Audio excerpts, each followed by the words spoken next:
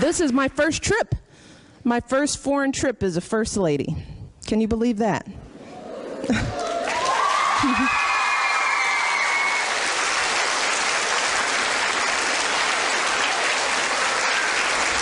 And while this is not my first visit to the UK, I have to say that I am glad that this is my first official visit.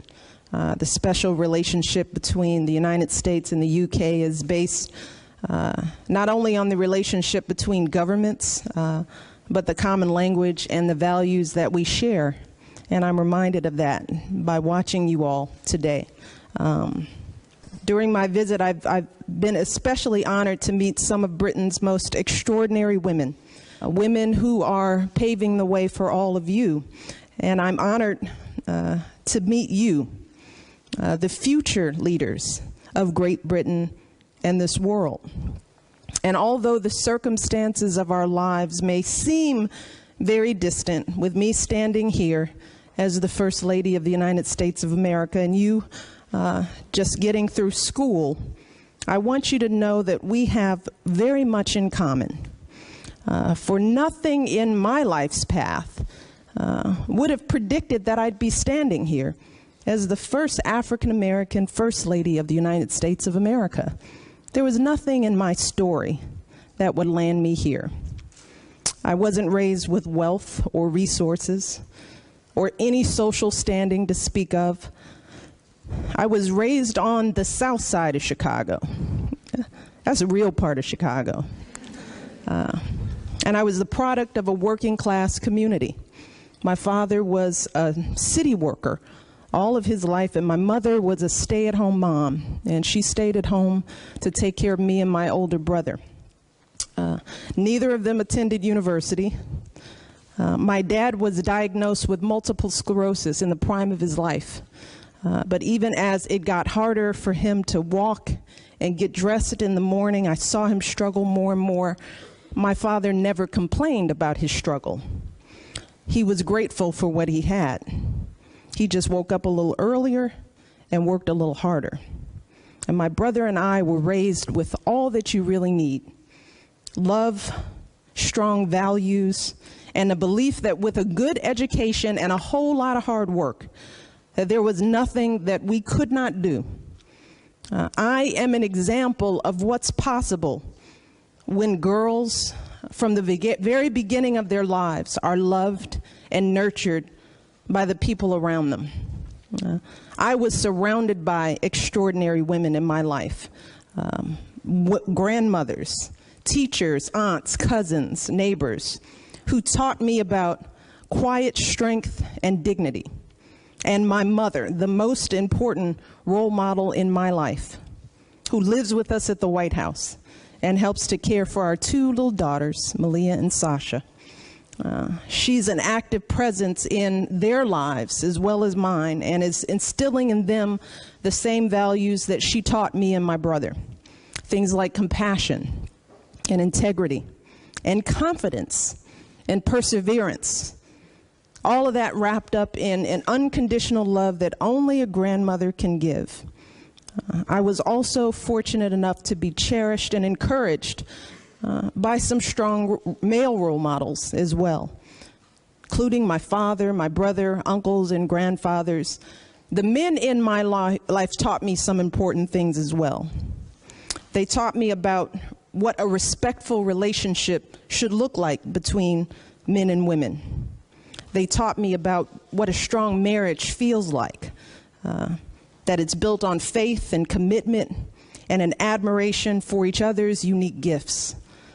They taught me about what it means to be a father and to raise a family, and not only to invest in your own home, but to reach out and help raise kids in the broader community. And these were the same qualities that I looked for in my own husband, Barack Obama. And when we first met, one of the things that I remember is that he took me out on a date, and his date was to go with him to a community meeting. I know, how romantic. But when we met, Barack was a community organizer. He worked helping people to find jobs and to try to bring resources into struggling neighborhoods. As he talked to the residents in that community center, he talked about two concepts. He talked about the world as it is and the world as it should be. And I talked about this throughout the entire campaign. What he said that all too often is that we accept the distance between those two ideas. And sometimes we settle for the world as it is, even when it doesn't reflect our values and aspirations. But Barack reminded us on that day, all of us in that room, that we all know what our world should look like. We know what fairness and justice and opportunity look like. We all know. And he urged the people in that meeting, in that community, to devote themselves to closing the gap between those two ideas, to work together to try to make the world as it is and the world as it should be one and the same. And I think about that today because I am reminded and convinced that all of you in this school are very important parts of closing that gap.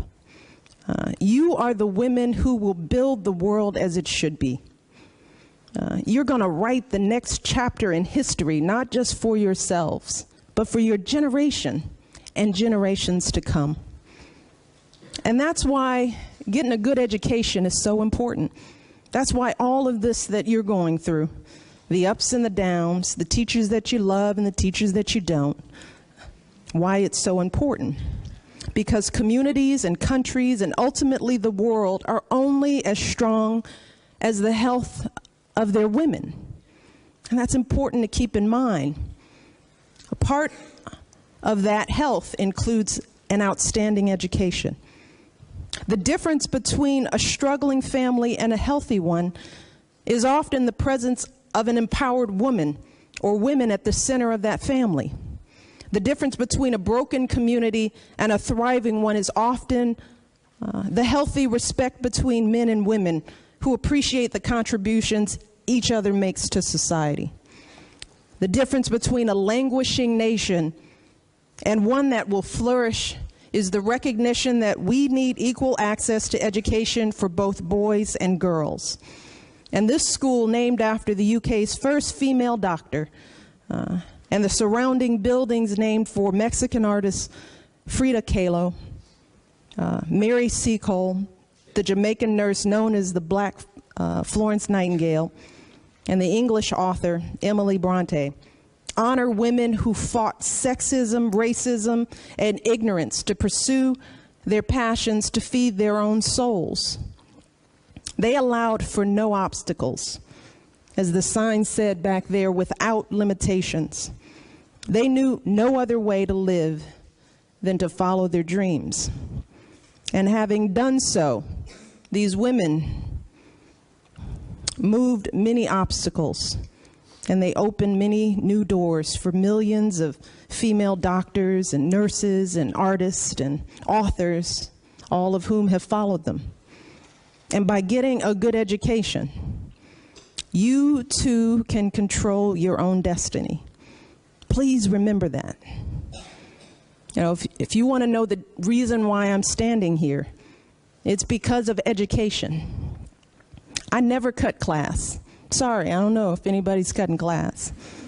I never did it. I loved getting A's. I liked being smart.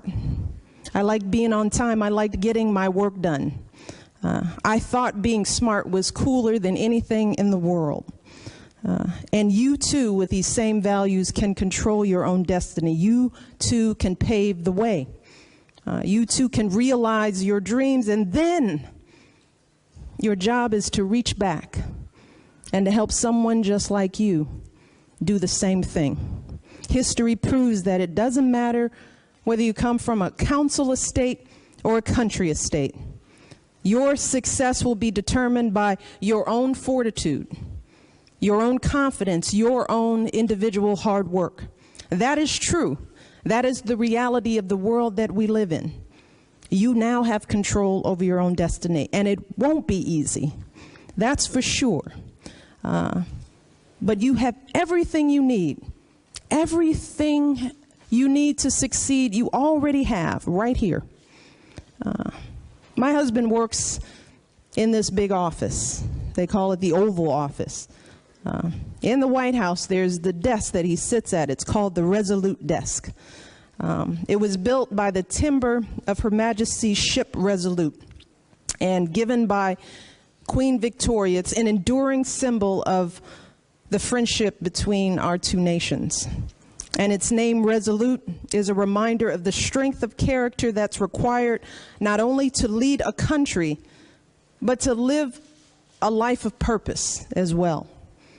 And I hope in pursuing your dreams, you all remain resolute, that you go forward without limits, and that you use your talents, because there are many. We've seen them.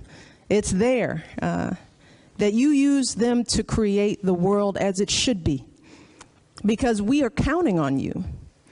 We are counting on every single one of you to be the very best that you can be, because the world is big and it's full of challenges, and we need strong, smart, confident young women to stand up and take the reins.